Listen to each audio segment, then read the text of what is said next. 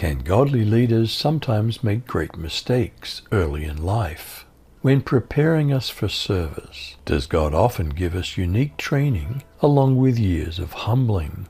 What lessons about caring for people can a shepherd learn in tending animals? Let's look at Exodus 2. Was Moses born as one of those children in danger of Pharaoh's murderous decree? Now a man from the house of Levi went and married a daughter of Levi, and the woman conceived and gave birth to a son. And when she saw that he was beautiful, she hid him for 3 months. But when she could no longer hide him, she got him a papyrus basket and covered it with tar and pitch. Then she put the child in it and set it among the reeds by the bank of the Nile. And his sister stood at a distance to find out what would happen to him. How was Moses miraculously rescued? Did Pharaoh's daughter play a role in this?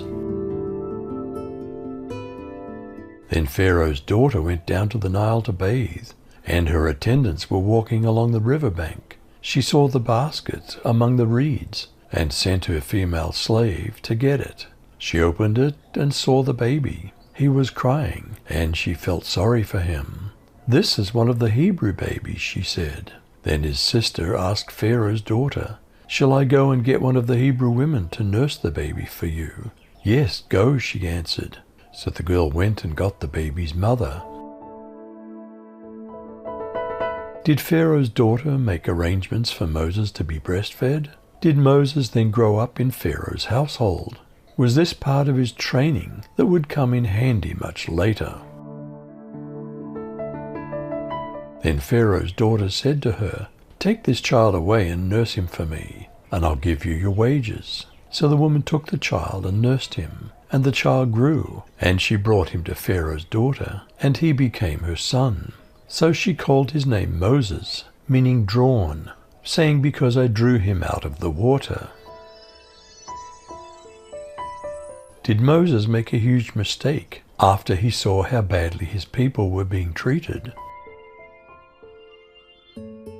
Many years later, when Moses had grown up, he went out to visit his own people, the Hebrews, and he saw how hard they were forced to work. During his visit, he saw an Egyptian beating one of his fellow Hebrews. After looking in all directions to make sure no one was watching, Moses killed the Egyptian and hid the body in the sand. What drastic change in Moses' life did this murder lead to? He went out the second day, and behold, 2 men of the Hebrews were fighting with each other. He said to him who did the wrong, "Why do you strike your fellow?" he said. "Who made you a prince and judge over us? Do you plan to kill me as you kill the Egyptian?" Moses was afraid and said, "Surely this thing is known." When Pharaoh heard this thing, he sought to kill Moses. But Moses fled from the face of Pharaoh and lived in the land of Midian, and he sat down by a well. How did Moses begin the next phase of his unique training for leadership? Now there was a Midianite priest who had 7 daughters. The daughters came to draw water and fill the troughs so that their father's flock could drink. But some shepherds came along and rudely chased them away. Moses got up, rescued the women, and gave their flock water to drink. When they went back home to their father Reuel, he asked, "How were you able to come back home so soon today?"